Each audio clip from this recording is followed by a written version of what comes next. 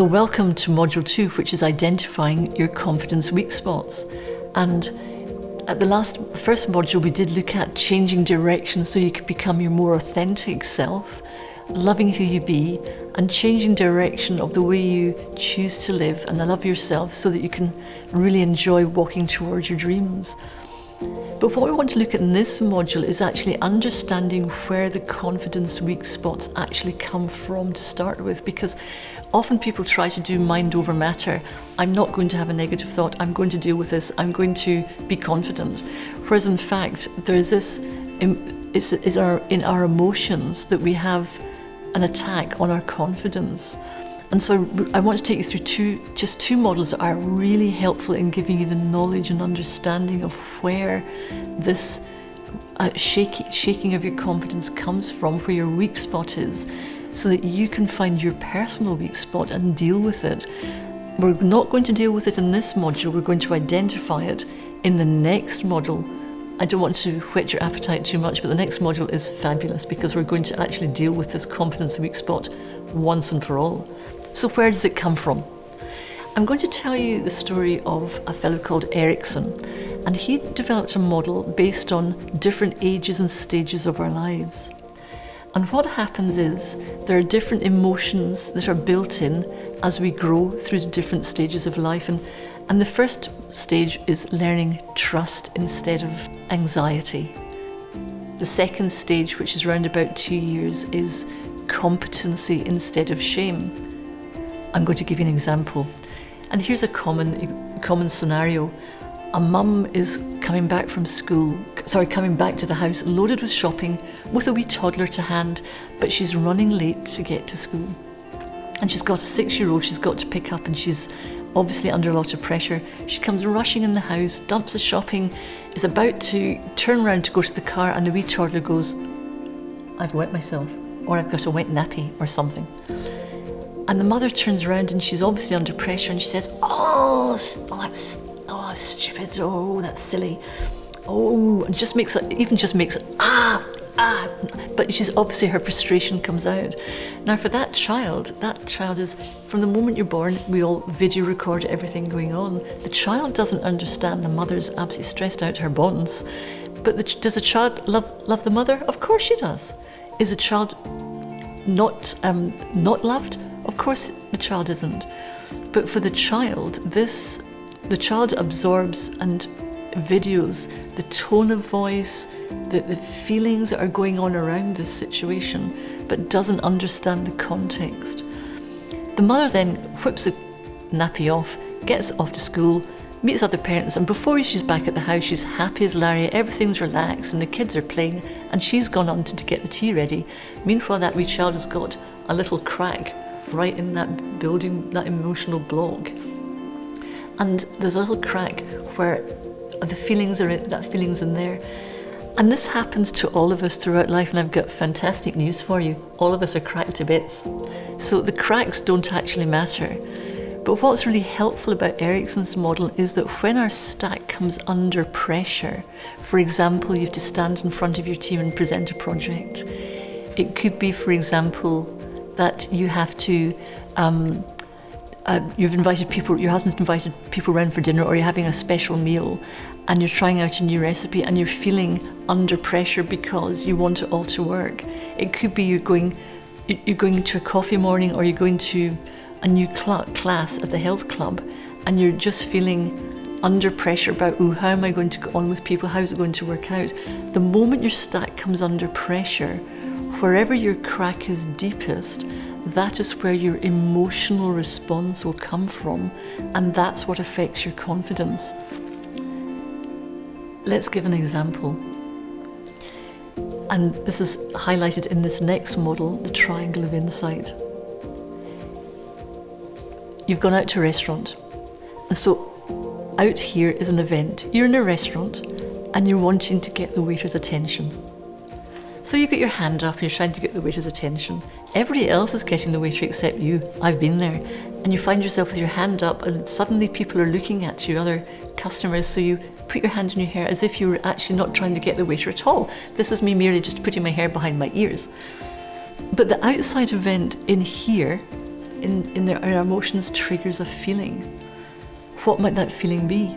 You've obviously tried to get the waiter as well too. How have you felt when you haven't been able to get the waiter? You might say, frustrated, angry, ignored, fed up. Whatever the word is, you felt something. But the reason you're feeling angry or frustrated in today, in this moment with the waiter, isn't because of the waiter just now. It's because back there, with Erickson's stages, there's a crack. And you're thinking, what is Libby talking about? How can the past affect how I feel today? So here's the key.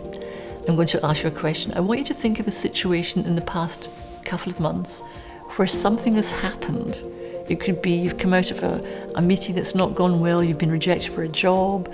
It could be you've fallen out with some friends, or you've had a difficult social moment. It doesn't really matter what it is. Think of a time when you felt less good about yourself. Now what I'd like you to do is hold that feeling. I'm feeling less good about myself. I'm feeling, what's the word that's popped in your head? And a word will have popped in your head, and it might be angry, or it might be lonely, it might be ignored, it might be ashamed. There's lots of words. You know the word that's popped in your head, but here's the key. And I'd like you to think of a number. I'm feeling this. How old are you feeling? I want you to hold the feeling, and how old are you feeling?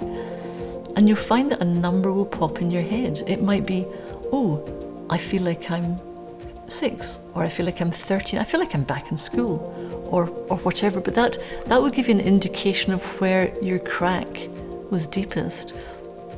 And the important thing about this isn't because we have to revisit these instances, it's simply because we want to understand that our confidence is hit from stuff that comes at us out the blue. It comes from where we've videoed beforehand.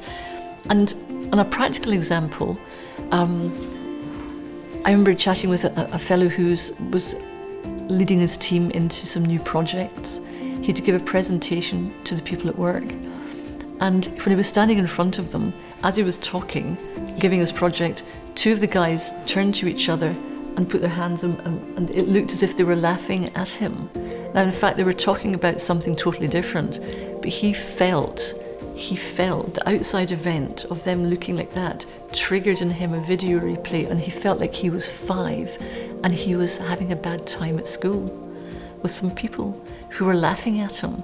Now, that was all subconscious, but what's really useful about standing on our authentic confidence is understanding that when we come under pressure, if we know where this emotional response is coming from that makes us feel shaky with our confidence, we can then deal with that and move forward with a new habit of standing on truth about who we be. And again, we'll come to that in the next module. I remember one time, I vividly remember at school when I had to stand up and recite a poem by rote. And I remember standing up, having practiced it all night, and I went completely mentally blank when I had to do it. And I remember every head in the class turning to look at me, and the teacher saying in this very tone, "Now, Libby, just sit down and we'll move on to Anthea." And I remember feeling so embarrassed, and that feeling has stuck with me in times when I felt under pressure. I can often feel quite embarrassed, or I used to feel very uncertain, and so I didn't want to move forward or do something different. So to recap over these 2 models, when we come under pressure, wherever our emotional crack is deepest, that's where our emotional response comes from. And everybody has got that part of them that contains all the video replays. But in your exercises, I'd really like you to look at your confidence weak spot so that we can then build on this authentic confidence, so that we can take you on to the next step, which is dealing with your internal conflict. Because for many people, when the out there event happens, what happens is we get talk in our heads. We get this chatter that comes into our heads. Our self-talk can start talking us out of authentic confidence, and taking us into shaky, competent confidence and into self-doubt. And we want to deal with that once and for all. So this is to explain to you where it's coming from, and in the next module we're going to deal with it. Again, take what's been really helpful out of this module, pop it into the review section at the end with your notes, things that you found really insightful, and be honest with yourself. You've nothing to fear. Put these things down in paper, because you'll discover that what's internal isn't to be feared, but it's to be dealt with.